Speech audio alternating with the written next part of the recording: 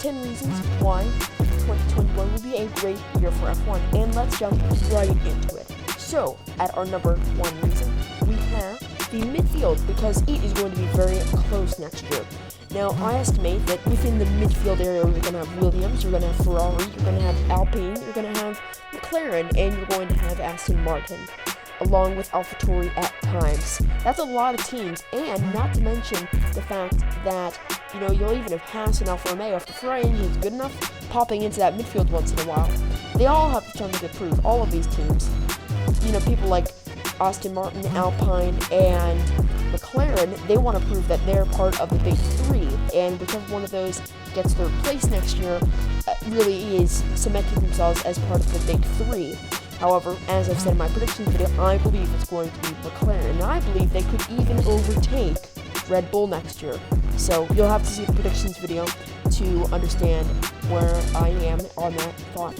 Now, back to the midfield battle. They're just going to be great next year. So many teams out there in the midfield, and so much to prove.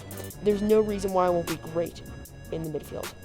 Reason number 2 is what's called end-of-cycle development. Now, a lot of teams are going to be throwing everything at the problem of trying to get close to Mercedes, and what that means is that essentially you have all these teams that really have nothing to lose except for 1 year's payment, which, most of the teams are conservative over the course of most of the years. They don't want to make a huge mistake with development.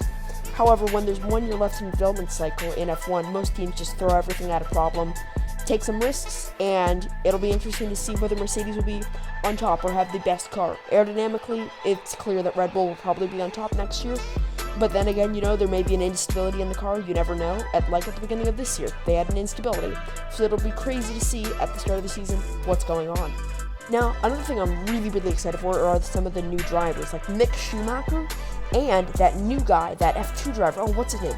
Oh yeah, Fernando Alonso. He's super young, right? No, all jokes aside though, Fernando Alonso, super excited to see him back. And although a lot of people in the F1 community have been spreading some false narratives about his age and ability, I believe that his wins in the Sports Car Championship are very indicative of what he can do in F1. So Fernando, we're all very excited to see you back in F1. Now, another thing I'm super excited for, number 4 actually, is this is going to be the longest F1 season ever. I'm not kidding here. Even without the Australian Grand Prix, it's still going to be a 22-race season, meaning it is going to be the longest F1 season of all time. That's going to be insanity. So many races, so many variables, and so little room for any team to slip up. Although some people say with a longer season, teams can afford to make mistakes. I don't think so. I think with so many races, it's just more time for the midfield teams to take a win. And that's why all these teams, all the top teams, need to be watching their backs to see when McLaren or Alpine or Aston Martin will strike and get their win in this incredible 2021 upcoming season. Now, something I've alluded to previously is the fact that there are so many competitive cars this year in F1.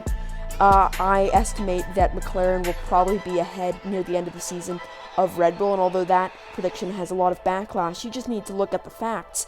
Aerodynamic and engine performance are the 2 most important factors in F1, and when your team has pretty good aero, not to the point of Red Bull, but pretty good aero, and an engine that is over 15 horsepower more than the Honda engine, it is just clear that they will be very close, if not faster than the Red Bull Hondas by the end of the year. Not to mention the fact that Aston Martin still looks to be running what is the Mercedes 2019 clone car, which I imagine will do well, and with Renault finding pace near the end of the season, which will be Alpine next year, and Fernando Alonso coming back, with competitive cars and competitive drivers across the field, and I just cannot wait to see it all play out across 2021 F1 season.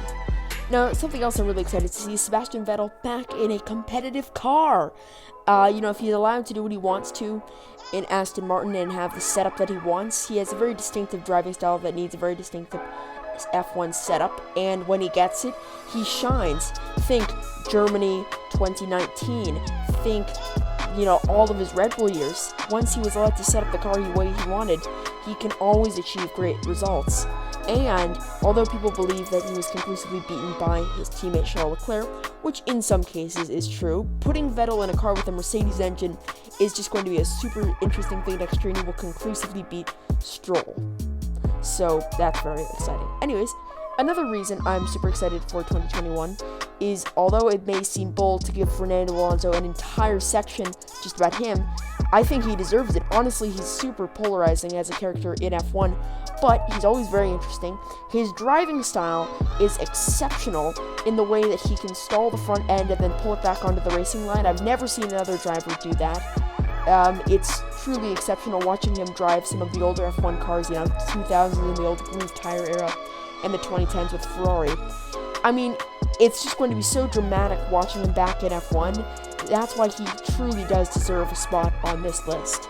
Now, moving on to number 8, we have a fact, less of something I'm super excited about, but it is a fact, and whether it will make racing interesting or not, I don't know, but it is a fact, and I'm interested by the fact.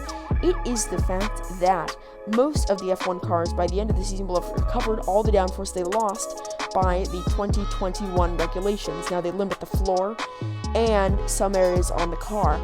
What that means is that, the cars are designed to be slower by the beginning of the season, but by the end of the season, although the FIA would like the cars to be slower by the end of the season, the developments will have pushed them almost up or even faster than the end of this season. So that's always super exciting to see how F1 engineers work around the problems of the regulations, and that's super exciting to see. Now, number 9 is, I believe it's going to be a pivotal year for F1 tracks. Sort of the layouts and what F1 decides whether they want street tracks or race tracks is going to be very interesting. F1's struggling at the moment to decide how they want and what sort of tracks they want, but I believe, even though they're struggling, I think it's going to be a super interesting year track-wise, and if we get Portimao, oh my god, it's going to be so dramatic. And this 2021 season, I imagine, will be filled with drama. Now, of course, that comment won't age well, and, somebody will get hurt or something. But let's not hope for that. Let's just hope for a nice, drama-filled season.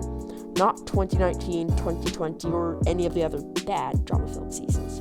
Now, coming in at number 10, it is, and if you know technically F1, you've been expecting this to come in at number 10, it is a new year of trophies. Now, we here at Technically F1 like the Drudge trophies quite a lot.